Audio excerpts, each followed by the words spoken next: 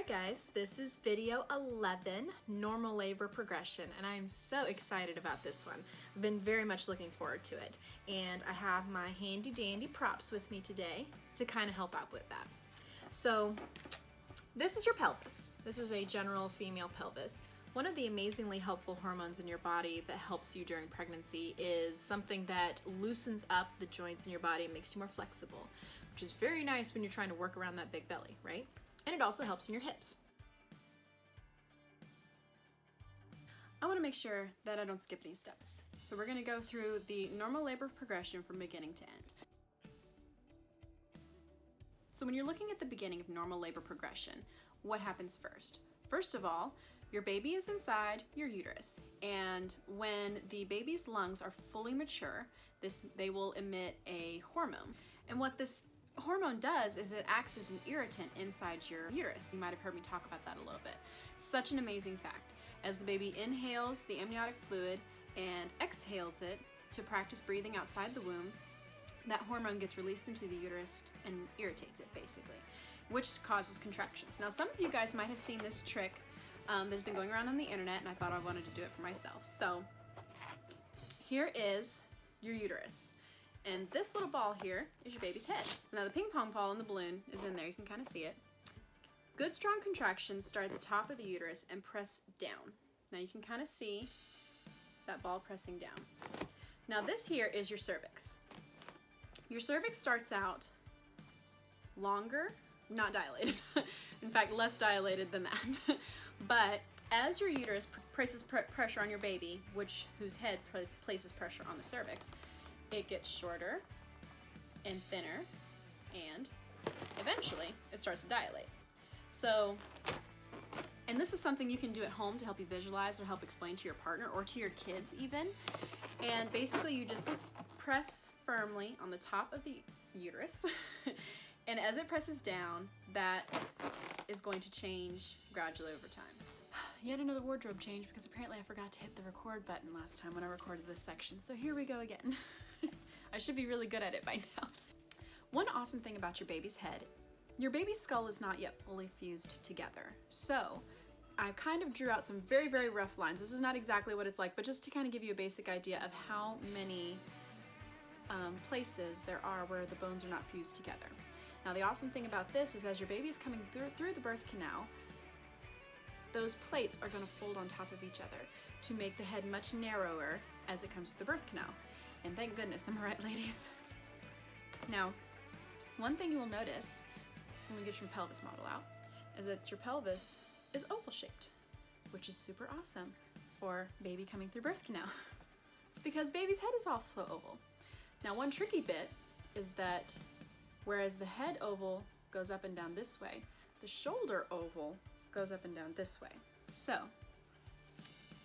as your baby's coming through the birth canal, it's going to come through almost sideways, and then, or it can be, sideways this way. We'd much rather the baby coming this way because you definitely want that soft, gooey face against all the nerves in that spine as opposed to that bony head. So, if your baby is coming down the way we would like, which is face down, it's going to come through ovally, and then as it gets to about crowning, it's going to gradually start turning. Well, maybe if the baby's hand doesn't get caught on the spinal cord, that is. There we go. It's going to gradually start turning so that the shoulders are ready to come through the oval. Now this point is when the nurse or midwife is going to say, baby's head is born.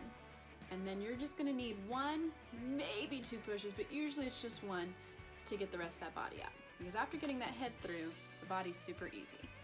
One thing that's awesome about the pelvis is that it has a lot of flexibility. It doesn't feel like it, I know, but as you go through pregnancy, your body's going to adjust and there's going to be made room for that baby. And then what happens?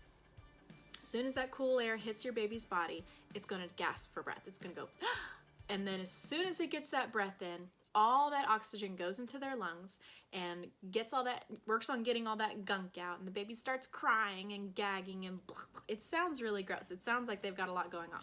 But it's because up until that point, they have been breathing in amniotic fluid, sucking in that yummy juice and just letting it soak and bathe their lungs and then exhaling it. So this is the first time that their body has had to do that. So the body has to get a lot of that amniotic fluid out. So it's going to be coming out of their mouth, coming out of their nose. Now it's not going to be a whole lot, but your nurse will come by with a little sucker thing and try to help it get all out, but your baby's going to sound congested. You and your baby's bodies are going to suddenly release a lot of oxytocin as soon as the birth is complete. This is a great pain reliever for both of you because your baby's head's getting squished. It needs a little pain reliever afterwards. And especially birth that is not influenced by other interventions, that rush of oxytocin is going to feel like the biggest high you have ever been on. And it's going to just feel so amazing, and you're not going to feel the pain that you were feeling. The contractions are going to be almost non-existent. So after that oxytocin rush, and while they're massaging your belly and hopefully not having to stitch you up below, but if they're having to stitch you up below, they'll be working on that. You're gonna be so absorbed because that baby's gonna be on your chest and he or she's going to be crying his little head off, and you're gonna be talking to them, and everything's just gonna feel so amazing. But there is going to be some discomfort, and I definitely don't want to sugarcoat it for you. You know, you still just had a baby, and it's going to be, you know, the work's not quite done yet. You will have small contractions that'll help deliver the placenta, but those contractions are nothing compared to what you just did in delivering that baby. Very likely the strongest they will feel is like a period cramp. The nurse will also massage the top of your fundus, which is at the top, can't really see me, but at the top of your belly, right around here, they're gonna massage that.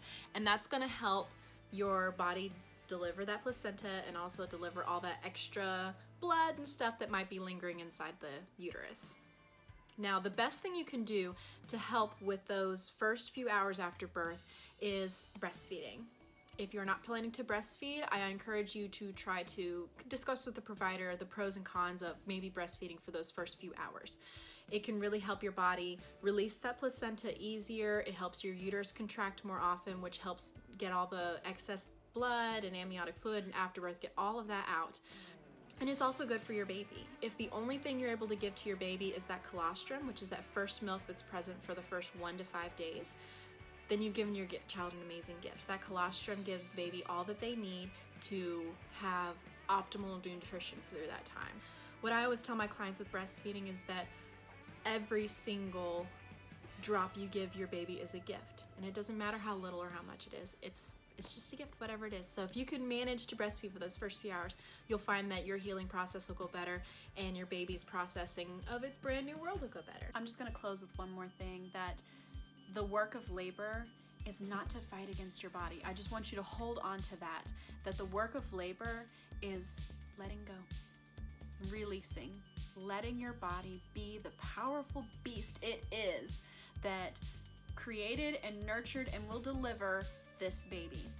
Okay? I'll see you at the next video.